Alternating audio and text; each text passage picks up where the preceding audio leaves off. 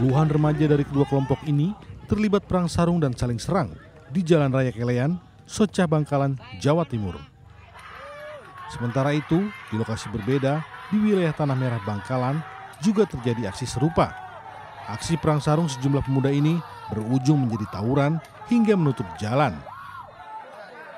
Demi menghindari perang sarung susulan, petugas gabungan kepolisian dan TNI langsung menyisir sejumlah lokasi. Dalam penyisiran tersebut, petugas menggeledah dan memeriksa sejumlah pemuda yang diduga akan melakukan perang sarung. Namun, mereka akhirnya diminta untuk pulang dan baru akan ditindak tegas jika terlibat dalam aksi tersebut.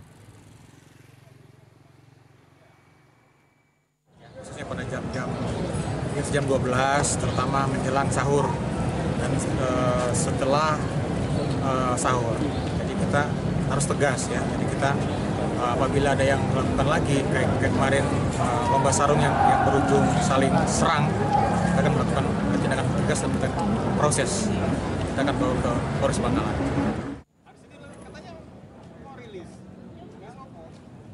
Pihak kepolisian tidak akan memberikan toleransi terhadap remaja yang terlibat perang sarung maupun tawuran. Patroli dan razia pun gencar dilakukan petugas demi menciptakan kondisi yang kondusif di bulan Ramadan. Dari Bangkalan, Madura, Solihul Hadi untuk CSI RTV.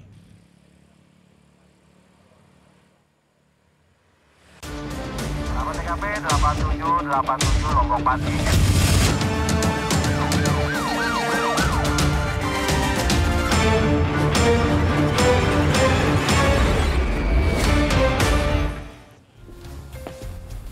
Halo sahabat RTV, selamat malam. Berjumpa lagi dengan CSI, catatan seputar investigasi. Ya, Brigadir Putri, kita punya informasi apa saja hari ini? Ya sahabat RTV, selain informasi perang sarung berujung tawuran tadi, kami juga punya informasi terkait seorang penjual baju yang tewas dibunuh pengunjung toko. Ya, langsung saja bersama saya Pramadika Samudra. Saya Brigadir Putri Cikita. Inilah CSI selengkapnya.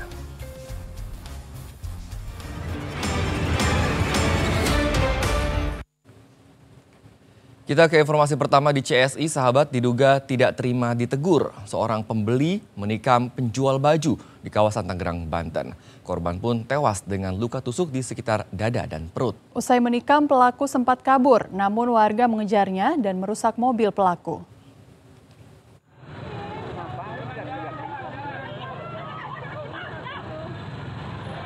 Warga Perumnas 2, Kelurahan Bencongan, Kelapa II, Kabupaten Tangerang, Banten, digemparkan dengan tewasnya seorang perempuan pemilik toko baju. Jasad korban berinisial RAT berada di depan toko dengan luka tusuk di sekitar dada dan perut. Menurut saksi, sebelum ditemukan tewas, korban sempat terlibat cekcok dengan seorang perempuan yang merupakan pembeli. Perempuan itu sempat meninggalkan toko, namun kembali lagi dan menikam korban. Usai menikam, pelaku melarikan diri. Tidak lama kemudian, media sosial dihebohkan dengan video viral pelaku penusukan yang sedang dikejar warga. Warga yang kesal sempat merusak mobil pelaku, namun pelaku justru melawan dengan mengacungkan senjata tajam.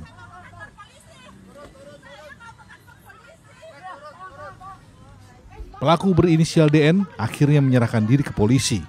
Pelaku diduga tidak terima ditegur oleh korban. Awalnya, korban sedang mengepel toko. Lalu, pelaku masuk ke dalam sambil tetap memakai sandal. Udah dilerai juga sama tetangga, sama keponakannya. Terus kayaknya pelaku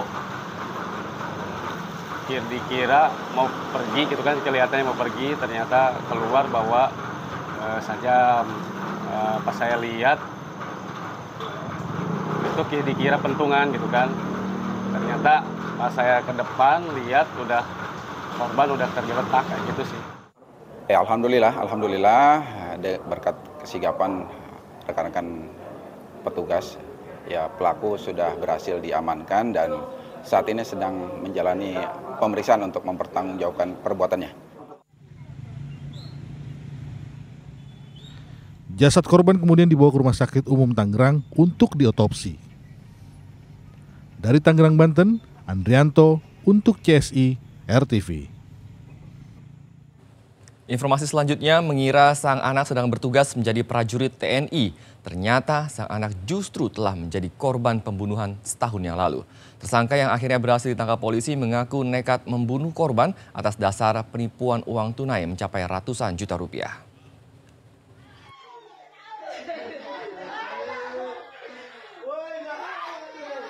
Tangis histeris mewarnai rumah keluarga Iwan Sutrisman Telaumbanua, pemuda 21 tahun, asal Nias, Sumatera Utara. Mereka tak menyangka anak yang dibanggakannya sebagai prajurit TNI itu ternyata telah meninggal dunia 1 tahun lalu. Iwan dibunuh rekannya yang merupakan anggota TNI bernama Serda Adan. Keluarga semakin histeris menerima kenyataan bahwa Iwan Sutrisman tidak pernah lolos seleksi menjadi prajurit TNI. Pelaku pun telah berhasil ditangkap.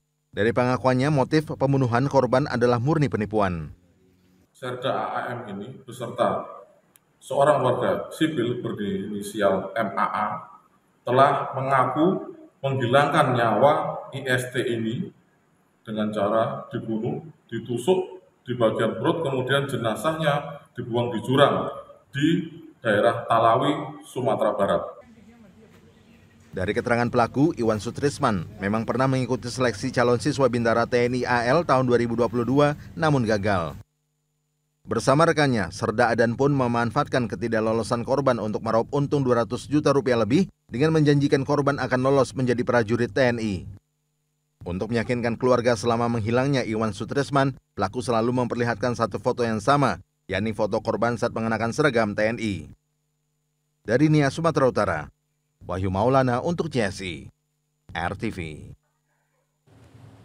Sahabat, sebuah bangunan yang dijadikan tempat penyulingan tabung gas di Kecamatan Priuk, Kota Tangerang, Banten, ludes terbakar. Diduga kebakaran dipicu dari ledakan tabung gas di dalam bangunan.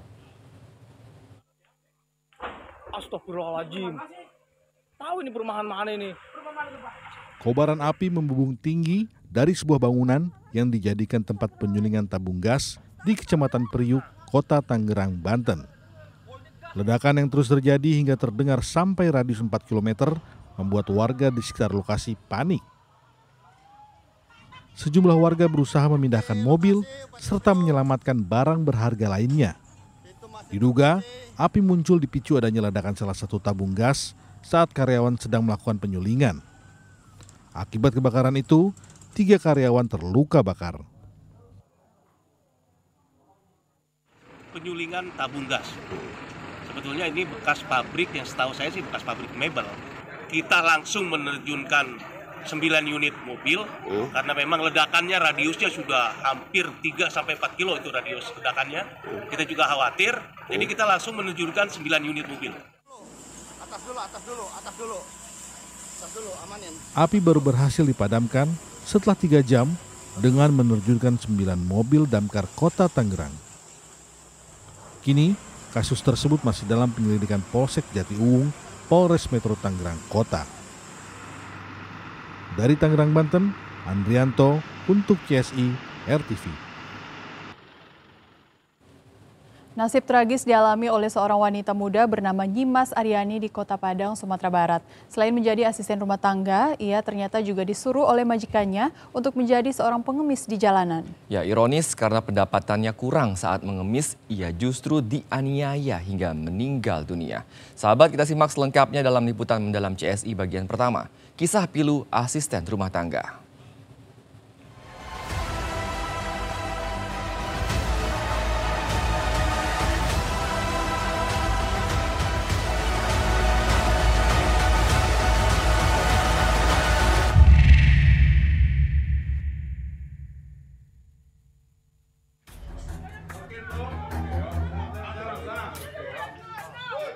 Seorang pria bernama Anto malam itu disergap oleh tim gabungan dari Satreskrim Polresta Padang dan Polres Padang Pariaman di sebuah rumah makan yang berlokasi di wilayah Batang Anai, Padang Pariaman, Sumatera Barat. Ia sudah 3 bulan terakhir diincar polisi. Namun kali ini ia tak dapat lagi melarikan diri lantaran lokasi persembunyiannya dibongkar oleh sang istri. Sempat menolak dan memberikan perlawanan ketika akan dibawa, Anto diberikan tembakan peringatan. Anto dan istrinya ditangkap bukan tanpa alasan. Keduanya terindikasi kuat menjadi pelaku pembunuhan terhadap seorang asisten rumah tangga mereka pada pertengahan Desember kemarin. Tak hanya itu, polisi ternyata sebelumnya juga menahan ibu mertua dari Anto. Ketiganya pun digelandang ke kantor polisi untuk diperiksa secara intensif.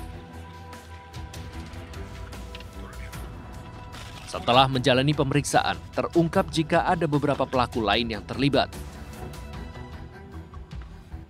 Berdasarkan kicauan dari Anto, istri, dan mertuanya, polisi kemudian melakukan pengembangan dan bergerak menuju satu rumah yang berada di Simalangang, Kota Payakumbuh, Sumatera Barat. Di rumah kontrakan inilah, polisi akhirnya meringkus seorang pria bernama Solihin. Solihin yang kala itu tertidur pulas, sontak terkejut dan tak berkutik ketika belasan anggota polisi mendatanginya.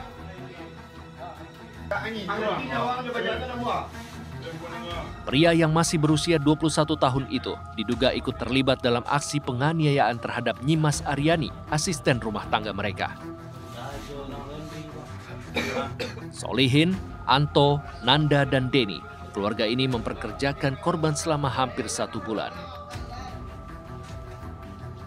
Tersiar pula kabar jika korban juga disuruh untuk menjadi pengemis saat bekerja di rumah mereka. Dari keterangan Solihin, ia kabur usai ikut menganiaya korban hingga tewas. Ia kabur melarikan diri dan berpindah-pindah tempat hingga ke Kota Payakumbuh selama 3 bulan terakhir. Tangani barangkali ya. Inyo sedang takalok tang pijaan enak. Iyo ke gayuang. Ang ampok ang bayem konyo sa mga gayuang. Alay. Jo tangan. Akhirnya malam ini kita berhasil, ya ini merupakan tersangka yang keempat kita amankan dari perkara pembunuhan yang di Padang. Ada berapa tersangka, Pak? Yang sudah tertangkap ada berapa? Terus yang belum ada berapa? Untuk tersangka yang sudah kita amankan ada 4 orang dan kita masih ada pengembangan pemeriksaan lanjutan, mungkin ada 2 orang lagi tersangka yang masih kita kejar.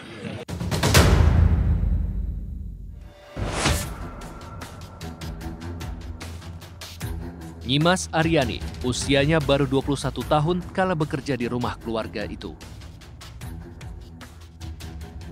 Ironis, bukannya mendapatkan upah, korban justru mendapatkan siksa.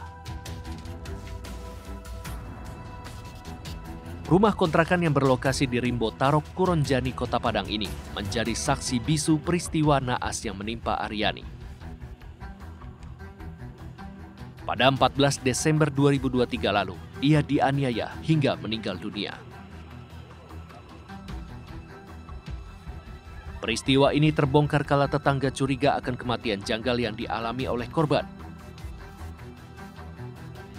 Terlebih, jenazah korban terlihat penuh dengan luka lebam. Itu bagaimana, Bang? Dari curigaan keluarga, ada setelah kematian baru ada curigaan. Iya. Curigaan setelah kematian. Itu pas dimandikan itu keadaan ya jasad itu seperti apa nih, Bang? Kayak seperti sudah lama kah meninggalnya atau ada bagaimana tanda-tanda atau bagaimana? Kalau dilihat udah lumayan lama. Sudah lumayan. Kelihatan pusat. Sudah beda dengan jenazah baru gitu. Jenazah baru mati sekitar sejam 2 jam beda. Beda ya. Berarti ini sudah lama ya, Bang. Ada semacam luka lebam-lebam atau bagaimana, Bang? Cuman di kaki kelihatan kaki sebelah kanan. Ibu ini bernama Denny, usianya 56 tahun.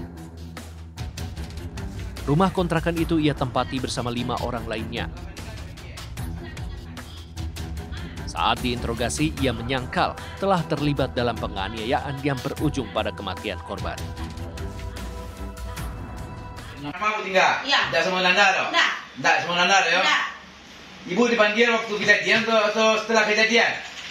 Alah kejadian alam meninggal. Alam meninggal dipanggil? Ibu sedang dinas pagi.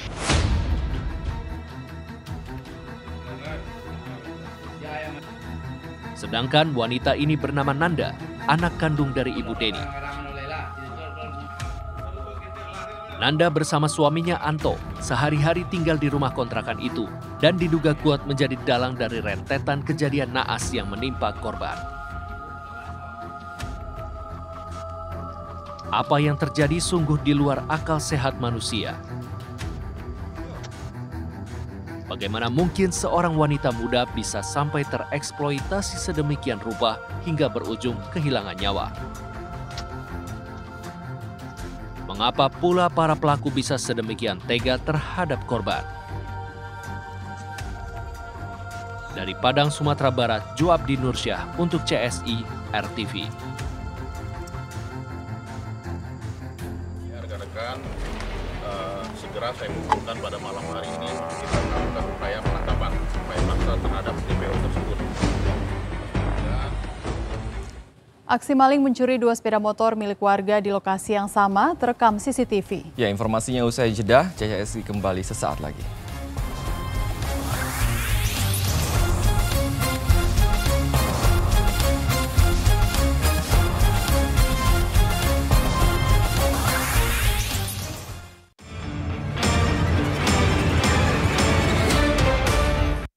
Kita lanjutkan CSI, sahabat. Jelang Lebaran, aksi pencurian kendaraan bermotor terus meningkat. Seperti yang terjadi di Jalan Banyu Urip, Surabaya, Jawa Timur. Komplotan maling terekam CCTV mencuri 2 sepeda motor milik warga. Berbekal laporan warga, polisi kini tengah memburu para pelaku pencurian sepeda motor tersebut.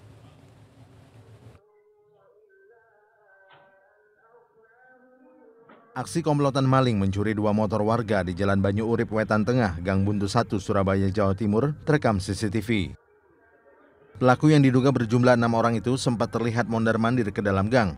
Tak lama kemudian, salah satu pelaku dengan cepat membawa kabur sepeda motor milik warga. Aksi kedua pencurian motor terjadi saat pagi hari. Sepeda motor milik penjual burung yang terparkir raib dicuri. Korban baru mengetahui sepeda motornya hilang saat hendak pergi bekerja. Saat beraksi, pelaku memakai peci layaknya orang yang hendak pergi sholat subuh sehingga tidak dicurigai.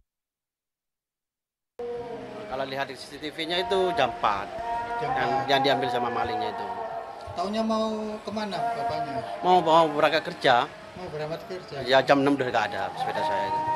Yang di luar itu ada 2. Di luar ada. Karena ada 2 motor ya. Ada anak sini masih yang mengetahui. Jadi komplotannya 6 orang ya, ya. Kejadiannya Pak Joko. Ya. Kalau yang kejadian yang dialami Pak Hamid ini dari CCTV berapa pelaku? Yang terpantau 1 orang sih. Bisa diulas ciri-cirinya seperti apa? Dia seperti orang mau sholat subuh gitu, jadi pakai celana terus kaos terus pakai peci haji gitu. Dengan membawa barang bukti CCTV, kasus pencurian 2 motor milik warga ini telah dilaporkan ke Polsek Sawahan, Surabaya. Dari Surabaya, Jawa Timur, Solihul Hadi untuk CSI RTV. 7 bangunan rumah yang dijadikan kontrakan di Kecamatan Andir, Kota Bandung terbakar. Tidak ada korban jiwa dalam kejadian itu, namun kerugian ditaksir mencapai ratusan juta rupiah.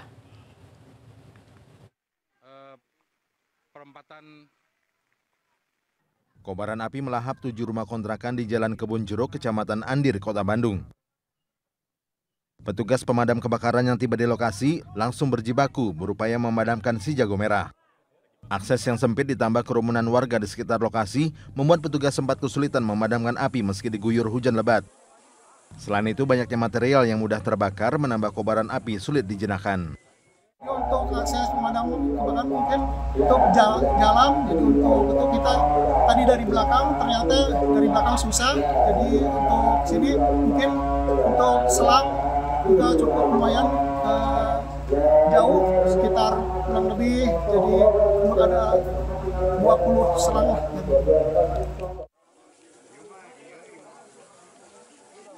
Setelah 2 jam lebih, api akhirnya berhasil dipadamkan. Tidak ada korban jiwa atas kejadian ini, namun kerugian ditaksir mencapai ratusan juta rupiah. Dari Bandung, Jawa Barat, Bayu Rohman untuk CSI RTV. Pelanggaran lalu lintas terjadi hampir setiap saat. Nah, kira-kira pelanggaran lalu lintas apa yang kali ini telah terekam? Ya, informasinya hanya di CSI, kami kembali sesaat lagi.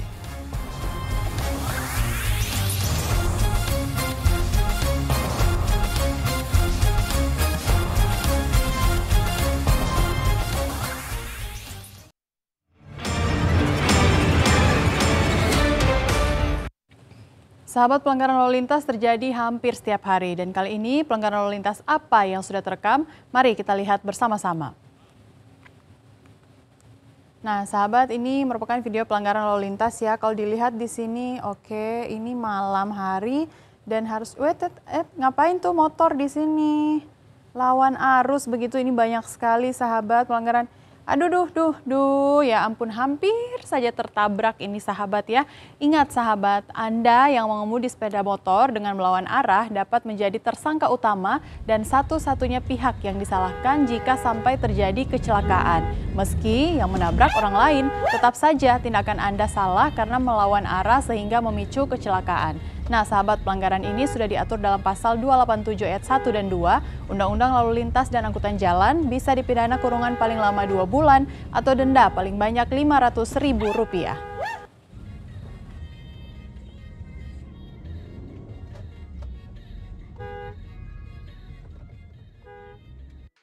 Yuk, scan ulang siaran digital kamu. Caranya mudah. Hidupkan set-top box dengan remote-nya. Lalu nyalakan televisi kamu. Setelah itu di menu pengaturan, pilih sistem penerimaan siaran. Selanjutnya, masuk ke program tuning otomatis untuk mencari siaran digital. Dan tunggu sampai prosesnya selesai. Jika siaran digital belum ditemukan, coba ulangi langkah sebelumnya untuk proses scan ulang. Atau pilih manual scan dan masukkan kode UHF sesuai kota masing-masing. Ayo, scan ulang siaran digital kamu sekarang. Jika ada kendala siaran RTV, hubungi semua sosial media atau website RTV. Sahabat RTV, kita tiba di penghujung acara, tapi jangan lupa untuk tetap saksikan catatan seputar investigasi setiap Senin hingga Jumat pukul 00 waktu Indonesia Barat. Akhir kata, saya Pramadika Samudra. Saya Brigadir Putri Cikita. Selalu ingat ya sahabat, jangan berbuat jahat karena tidak ada kejahatan yang sempurna dan pasti akan terungkap. Sampai jumpa.